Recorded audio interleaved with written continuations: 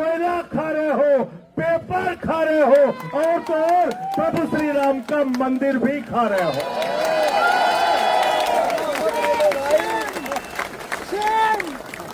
मैं बड़ा हैरान था कि सब कुछ तो खा गए, अब क्या खाएंगे?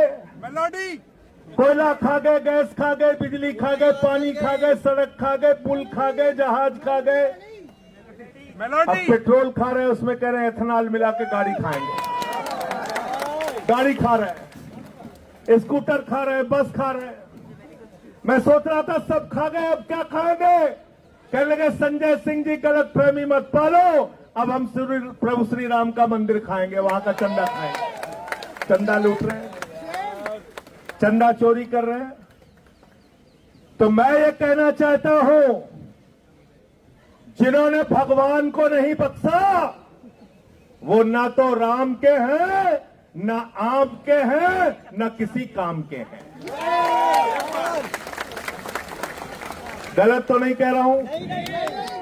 प्रधानमंत्री जी हर 15 दिन पे बात करने आ जाते हैं। मन की बात, क्या कहते हैं? मन की बात, मन की बात।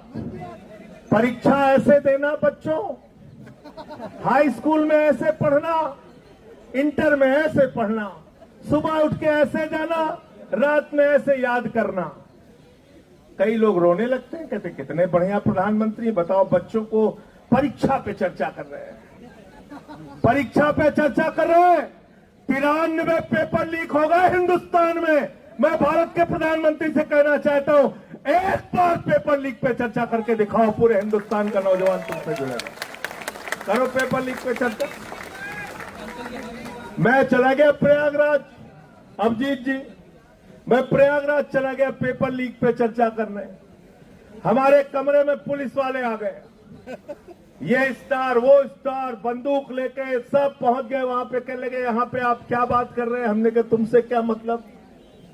बंद कमरे में कहने लगे पेपर लीक पे चर्चा तो नहीं कर सकते आप। मैंने कहा तुम पेपर लीक कर सकते हो बेईमानो, हम चर्चा भी नहीं कर सकते, हम चर्चा भी नहीं कर सकते। तो मैंने पेपर लीक पे चर्चा किया वहां पे, और जो पेपर लीक पूरे हिंदुस्तान में हुआ है, तो हमसे कई बार लोग पूछते हैं कि आप लोग बीजेपी वालों को क्यों दोषी ठहराते हैं, मोदी जी को क्यों दोषी ठहराते हैं, शिक्षा मंत्री को क्यों दोषी ठहराते हैं? अरे इस सरकार का क्या लेना देना पेपर से? तो मैं उनसे कहता हूं, जितने पेपर लीक करने वाले हैं ये सारे के सारे चंदा चोर पार्टी से जुड़े हुए लोग हैं, भारतीय जनता पार्टी से जुड़े हुए लोग हैं। गलत तो नहीं कह रहा हूं? गलत तो नहीं कह रहा हूं? कहते कैसे पता किया? हमने कहा बेईमानों, नीट का पेपर लीक जब हुआ था पहली बार, तुमने जिन लोगों को गिरफ्तार किया था वो सब के सब बरी हो गए। कैसे बरी हो गए? पता चला सीबीआई ने समय पे चार्जशीट नहीं दाखिल की थी। गलत तो नहीं बोल रहा हूं? नहीं, गलत तो नहीं बोल रहा हूं?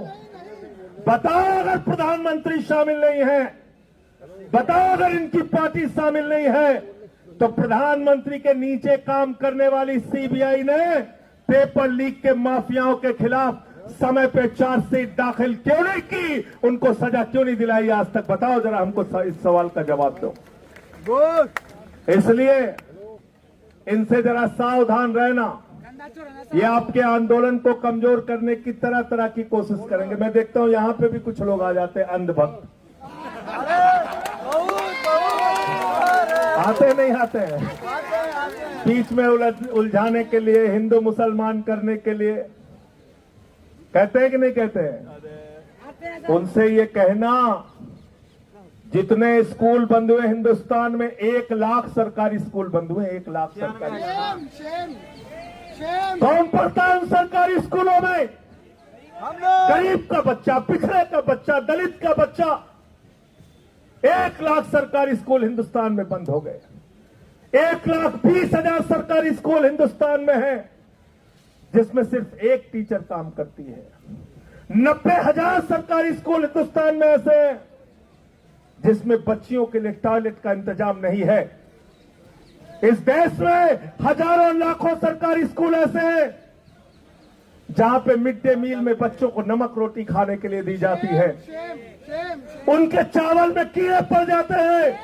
मैं पूछना चाहता हूं, हिंदुस्तान के अंदर लोगों को बांटने वाले लोगों, बताओ, जो नारा लगाते हो जिस हिंदू का खून न खोला, इन बच्चों के स्कूल बंद होने पर तुम्हारा खून क्यों नहीं खोलता? क्यों नहीं तुम सड़कों पे आते हो पेपर लीक के सवाल पे? आज जंतर मंतर पे समर्थन करने के लिए आओ और इनका साथ दो नौजवानों का। और 20 तारीख से संसद शुरू होने जा रही है। मैं आज इस जंतर मंतर से देश के प्रधानमंत्री को कहना चाहता हूं, जो सोनम वांगचुक का मुद्दा है, अभिजीत दुबे का मुद्दा है, हिंदुस्तान के करोड़ों नौजवानों का मुद्दा है, उस मुद्दे का समाधान जल्दी से कर दो, वरना 20 के बाद देश की संसद को चलने नहीं देंगे। आपके खिलाफ लड़ाई लड़ने का काम करेंगे। और विकास जानते हैं, हम तो ऐसे ही बदनाम है। ये लोग 3 काला कानून लेके आए थे, मैंने माइक तोड़ दिया। जिस माइक से वो काला कानून पास करने जा रहे थे, मैंने माइक तोड़ दिया, मुझे उठा के सस्पेंड कर दिया। भाजपाई नाराज हो गए, कहने लगे देखिए संजय सिंह ने माइक तोड़ दिया, माइक तोड़ दिया, माइक तोड़ दिया। मैंने कहा बेईमानो, तुमने किसानों की हड्डियां तोड़ी है, मैंने तो सिर्फ माइक तोड़ा, ये काला कानून वापस ले लो। नहीं माने हमारी बात।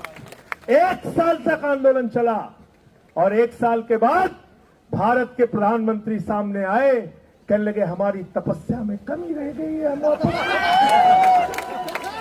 एक तो इतना रोंधा प्रधानमंत्री आज तक दुनिया के किसी देश में नहीं हुआ।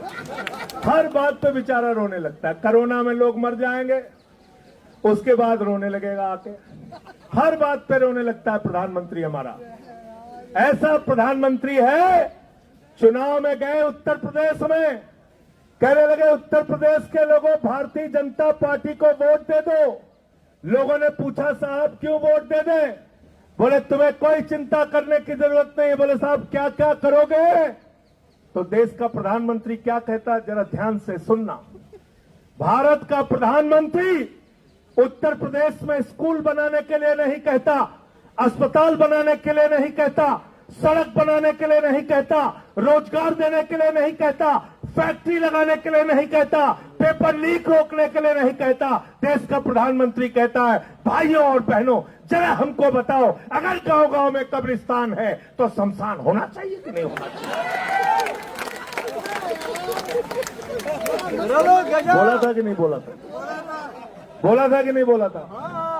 गलत तो नहीं कह रहा हूं? नहीं, रिकॉर्ड में है। जिस देश का प्रधानमंत्री बच्चों के स्कूल की चिंता नहीं करता, अस्पताल की चिंता नहीं करता, रोजगार की चिंता नहीं करता, तुम्हारे भविष्य की चिंता नहीं करता, जिस देश के प्रधानमंत्री का मकसद गांव गांव में शमशान बनाने का है, वो तुम्हारा भला कभी नहीं कर सकता, याद रखना। वो शमशान में लेटाने का काम कर सकता है। अब उसके चेले हैं, कहते हैं विश्व गुरु है, 56 इंच का इनका सीना है। मैंने कहा भाई 56 इंच का इंसान का सीना नहीं होता, जानवरों का हो सकता है। ये पहले कहना बंद करो, ऐसे प्रधानमंत्री का अपमान मत करो, ये गलत बात है।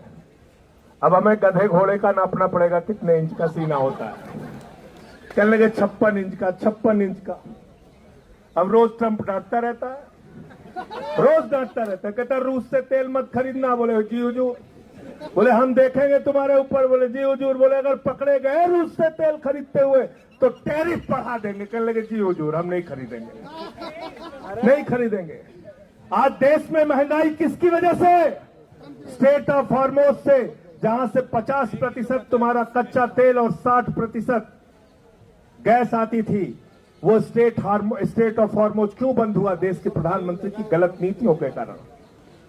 इनको कहीं भी मेडल के लिए बुला लो, चले जाएंगे।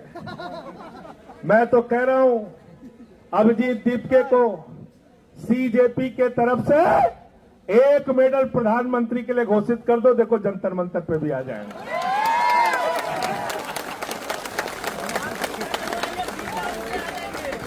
घोषित कर दो 1 मेडल, पेपर लीक मेडल, कोई भी नाम रख दो, आ जाएंगे लेने के लिए।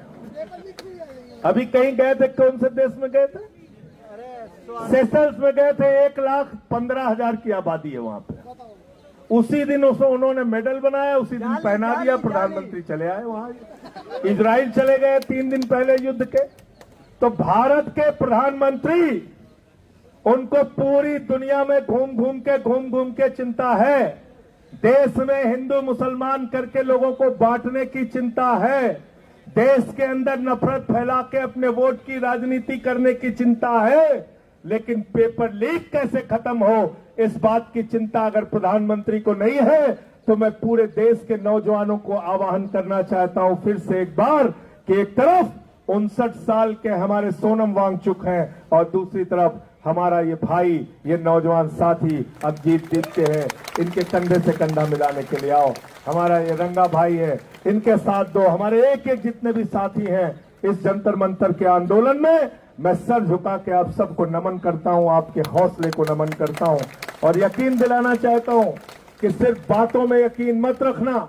यहां पे बहुत सारे लोग आएंगे, बोलेंगे और चले जाएंगे, लेकिन हम आपके लिए करते क्या हैं उसके ऊपर पूरी नजर रखना। अगर संसद चली और हमारी और जॉन ब्रिटास की आवाज वहां पर सुनाई नहीं दी, तो सवाल हमसे भी करना। और जो लोग आके यहां पर बड़ी बड़ी बातें करेंगे, सवाल उनसे